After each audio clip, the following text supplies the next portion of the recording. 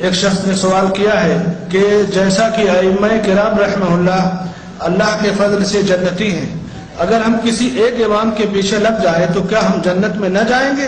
کیونکہ جو علمی تحقیق انہوں نے کی ہے ہم تو نہیں کر سکتے۔ ڈاکٹر صاحب حفظ اللہ اس کا جواب دیں گے۔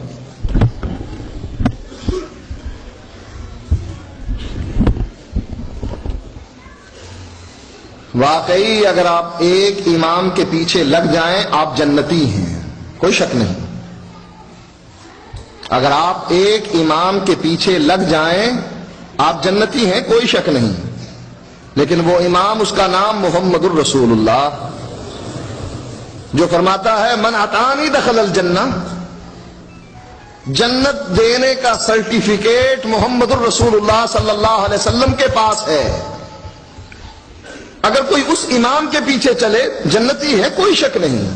جو امام ہے ابو بکر کا، عمر کا، عثمان کا، علی کا رضوان اللہ علیہم اجمعین، عشرہ مبشرہ کا، بدریوں کا، احد والوں کا، جنگ خندق والوں کا، 1,40,000 صحابہ کا امام ہے، اس کے پیچھے چلنے میں جنت ملتی ہے، کوئی شک نہیں۔ حدیث میں آیا ہے من اطاعنی دخل الجنہ۔ لیکن جس کے بارے میں آپ کا خیال ہے کہ ہم خود ایک امام بنائیں اور اس کے پیچھے چلیں، اللہ نے گارنٹی اس کی دی ہے کہ اس کے پیچھے چلنے پر جنت ہے، اور اللہ کے نبی نے اپنے بارے میں خود کہہ دیا من اطاعنی دخل الجنہ ومن عصانی فقد ابا، میرے پیچھے چلا بلال، صہیب اور باقی صحابہ جنت میں گئے، اور میری راہ سے اختلاف کیا میرے اپنے چچا نے، ابو طالب نے، آپ نے فرمایا میرا رب اس کو جہنم میں آگ کے 2 جوتے پہنائے گا، اس کا جسم محفوظ ہوگا آگ سے، لیکن ان 2 جوتوں کی وجہ سے اس کا دماغ ایسے کھولے گا جیسے چولہے پر ہنڈیا کھولتی۔ اس امام کے پیچھے چلو جنت ملے گی، حقیقت ہے، کتاب و سنت کہتی ہے۔ لیکن جس کے بارے میں تم کہتے ہو کہ اس کی تقلید کرنا، اس کے پیچھے چلنے میں جنت ملتی ہے، کس نے کہا؟ اس کے پیچھے چلنے میں جنت ملتی ہے، قرآن میں ہے، حدیث میں ہے۔ اس کے پیچھے چلنے پر جنت ملتی ہے، کس نے کہا؟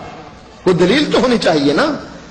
بھئی یہ 4 امام کس نے بنائے، اور ان میں سے ایک کو مقرر کر کے کہا کہ جو کچھ یہ کہے گا وہی کچھ کروں گا، یہ کس نے کہا؟ ان 4 اماموں نے بھی منع کر دیا کہ نہ یہ کام نہ کرنا۔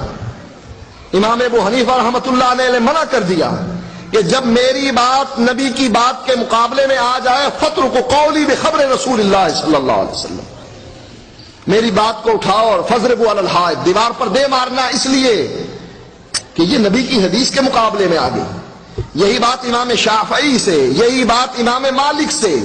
امام مالک فرماتے ہیں مسجد نبوی میں درس دیتے ہوئے ہر آدمی کی بات کو رد کیا جا سکتا ہے سوائے اس قبر والے کی بات، اور یہی بات امام احمد فرماتے ہیں کہ میری تقلید نہ کرنا، اوزائی کی نہ کرنا،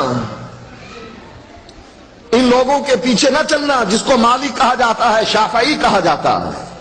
فرمایا خذوا من حیث اخذوا، دین وہاں سے لینا جہاں سے انہوں نے لیا۔ دین کا سرچشمہ یا کتاب ہے یا سنت ہے، ان 2 چیزوں کو 4 اماموں نے کہا کہ ہماری تقلید نہ کرنا۔ اب تقلید جو قطعاً حرام ہے وہ یہ ہے کتاب و سنت کچھ کہتی ہے اور امام کچھ کہتا ہے۔ اگر کوئی شخص کتاب و سنت کے مقابلے میں اپنے امام کی بات اور اس کی آراء کو ترجیح دیتا ہے، اللہ کی قسم ہے کہ یہ انسان کبھی جنت میں نہیں جائے گا۔ سن لیجئے بات، جو آدمی کتاب و سنت کے مقابلے میں اپنے امام کی بات کو ترجیح دیتا ہے وہ آدمی کبھی جنت میں نہیں جائے گا۔ کیوں؟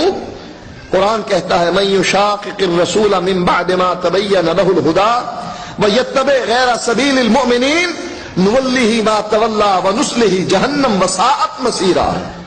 کسی کو مسئلے کا پتہ نہیں لگا، علیحدہ بات ہے، لیکن مسئلے کا پتہ لگ گیا کہ مسئلہ یہ ہے، اللہ فرماتا ہے جو مسئلے کے پتہ لگنے کے بعد پھر رسول کی مخالفت کرے وہ جدھر جاتا ہے ہم جانے دیتے ہیں، وَنُصْلِيهِ جَهَنَّمَ، ہم اس کو قیامت کے دن جہنم میں داخل کریں گے۔